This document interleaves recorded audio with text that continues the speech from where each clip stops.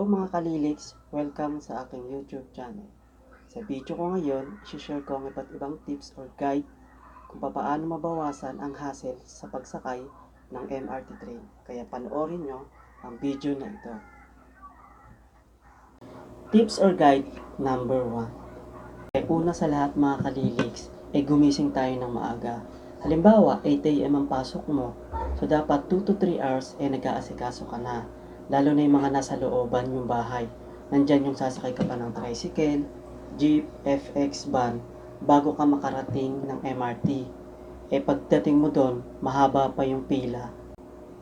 Tips or guide number 2. Kung may extra money ka naman, ang payo ko sa'yo, bumili ka na lang ng stored value ticket para hindi ka napipila araw-araw sa bilihan ng ticket. Meron din naman tayong single journey ticket. Ito yung isang beses mo lang gagamitin sa pagpasok o paglabas ng MRT train. Yun nga lang, kinabukasan, bibili ka naman, pipila ka na naman, magkukonsume siya ng oras bago ka makasakay ng MRT. So, mas advantage pa rin kung meron kang stored value ticket, hindi ka napipila araw-araw.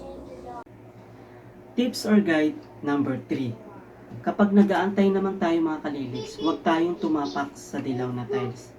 Ito yung sa pagitan ng train, MRT train at platform. Kasi maiwasan natin na mahagip tayo ng train habang siya ay paparating. So kailangan mag-ingat tayo.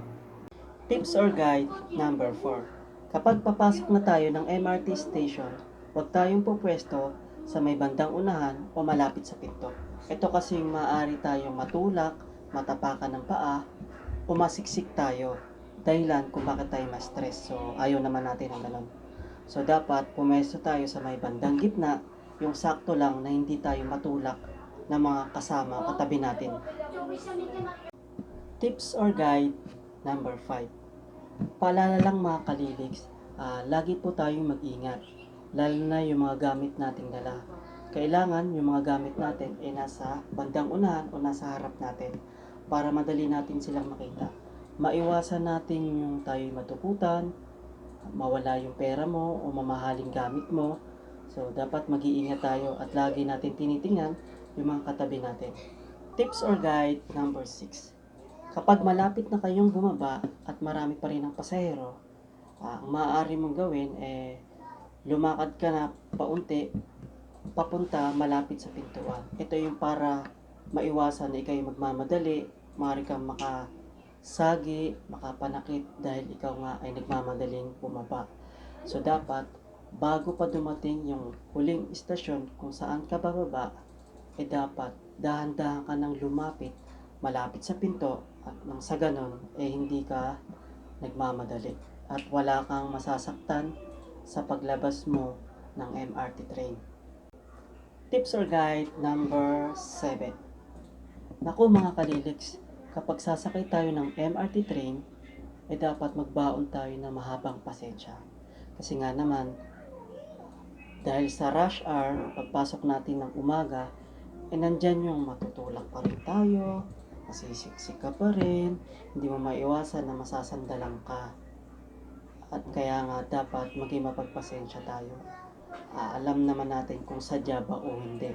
At meron naman yung iba na kapag sila'y nakasagi, humihingi sila agad ng pasensya doon sa kanilang nasagi o naipit na apakan. Kaya dapat lang tayo, maging mapagpasensya. Gusto rin natin na makarating tayo ng ligtas sa pupuntahan natin. Kung tayo man ay papasok o meron tayong lakad. Tips number 8. Kapag nasa loob na tayo ng MRT train, magdala tayo ng pamaypay o yung portable fan na kung saan para maging presko yung pakiramdam natin habang nasa loob ng MRT train. Kasi nga naman, although may aircon, yung MRT train, yun nga lang, sa sobrang daming tao, pasahero na sumasakay, hindi mo na minsan maramdaman yung lamig ng aircon. So, kailangan sa sarili mo, gumawa ka ng paraan paano ka maging presko. So, yun yung mga kailangan mong dalhin. Tapos, magdala ka na rin ng bottled water para pamatid uhaw. Tapos, nandyan din yung pamunas ng pawis mo kasi talagang pagpapawisan ka sa loob ng MRT train. Tips or guide number 9. Mga kaliliks, kapag papasok tayo ng MRT train, iwasan din natin na tayo makapalulak. Dahil sa sobrang kagustuhan mo na makapasok ka agad sa loob at hindi ka masarahan ng tren, manunulak ka katulad ng iba. Huwag po natin gagawin yun. Kasi baka yung isa sa matulak mo matanda, buntis, o kaya may kapansanan, ayaw naman natin nun. So, dapat alamin din natin na kung tayo ba'y makakapanakit sa ating mga gagawin. At kapag nasa loob naman tayo ng MRT train, humawak tayo sa mga safety handles para hindi tayo ma-out of balance kasi may pagkakataon dyan na pepreno ng malakas yung MRT train ma-out of balance ka. So, yun, kailangan mong humawak. Tips or guide number 10. Palagian din natin i-check ang ating mga daladalang gamit o yung bag kasi baka nga may nadala tayong gunting o matutulis na bagay o kaya may nagbiro sa atin nilagay dun sa bag.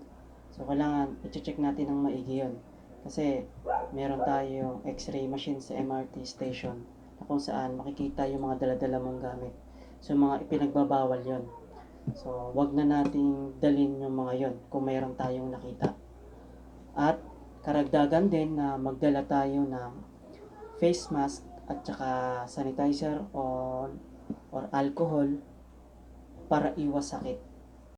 Mga kaliliks, sana sa 10 tips or guide na ibinahagi ko sa inyo ay makatulong yon sa tuwing kayo sasakay ng MRT train. Kung meron pa kayong suggestions o nais na idagdag ay mag-comment down below para magawan ko ng part 2 ang video na ito. Huwag nyo rin kalimutan na mag-like, share, and subscribe sa aking channel. Bye mga kaliliks!